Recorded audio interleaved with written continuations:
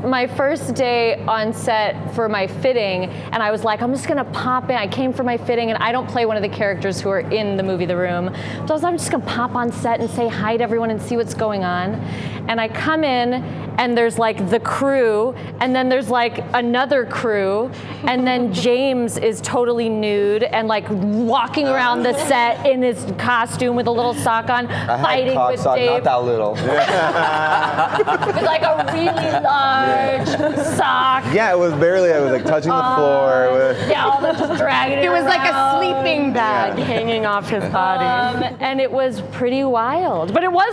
You kind of couldn't. I couldn't tell. I was like, what's the movie? Where does one end and the other begin? Go ahead. I meant about James's sock. Where does it?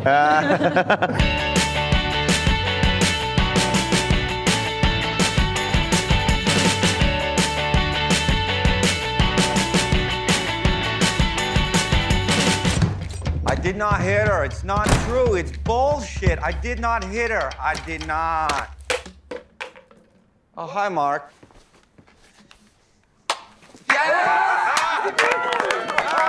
Yeah, I mean, I wasn't part of the OG posse that saw it at Sunset 5.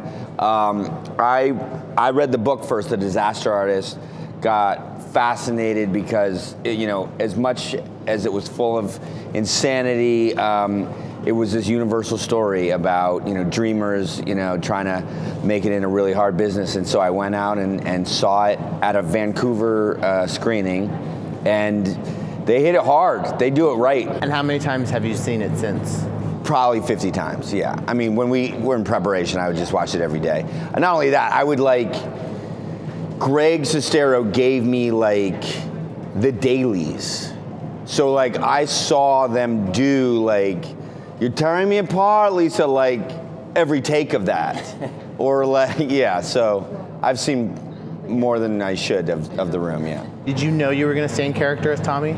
I mean, it was just easier. How many times am I going to do a movie about a making of a movie where I'm playing the guy that also directed it and acted, and it's just and then I got all the prosthetics on, everything. So and the accent's just fun.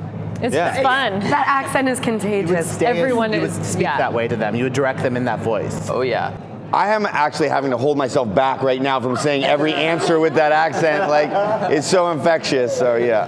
But that's because also we would have these really long takes sometimes while we were shooting the making of scenes. Yeah. So sometimes it would be 6 pages and cameras moving around, and you'd hear him be okay, let's do it again, go do it again, go faster, and you're like, I don't know which movie this is. Is this Tommy? Is this And it's crazy. We just saw the trailer for the movie today, and we were back with Tommy.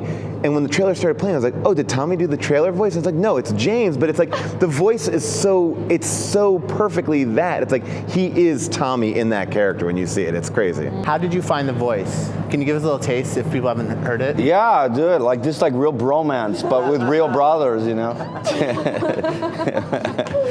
No, I mean, I did it like anything, studying James Dean or whatever. I just listened to it over and over. It's a little weird on 2 levels. It was weird of Tommy. He would record everything. Every phone conversation, he would record himself, talking to himself in the car, driving around, in these private moments. And he was pouring his heart out. So it's strange. Greg was weird because years ago, before this book existed, before this movie was even, a blip on the horizon, he stole those tapes. So he had these tapes.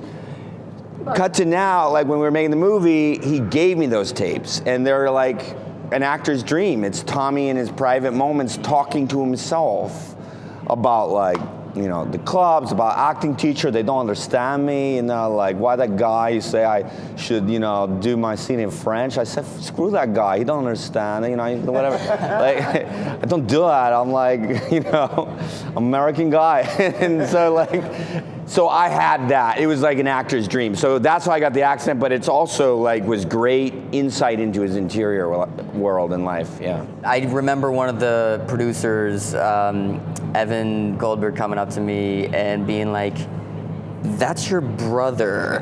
How are you staying in this right now?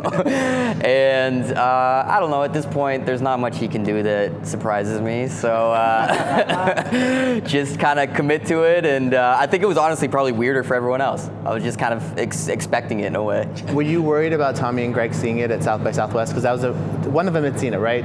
Greg had seen it. Tommy had not Yeah. seen it. He wanted to wait until that screening. It was a big screening for us because Warner Brothers and New Line had allowed us to take it out to other distributors, so we needed that screening to go really well. And Tommy was also there, so we were all like looking down the aisle, like, what does he think?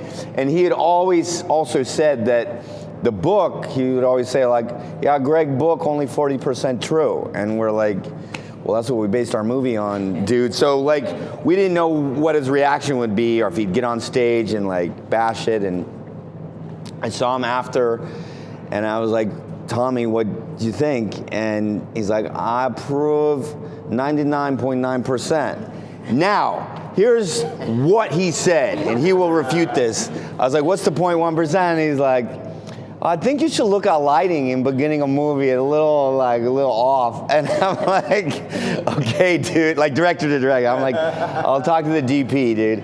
Now, today, he's like, no, I never say that. I'm like, oh, bullshit. I call bullshit. He's like, no, I say you don't throw football right. And I'm like, oh, because you're all American guy, you know how to throw football since a young boy, right? He's like, yeah.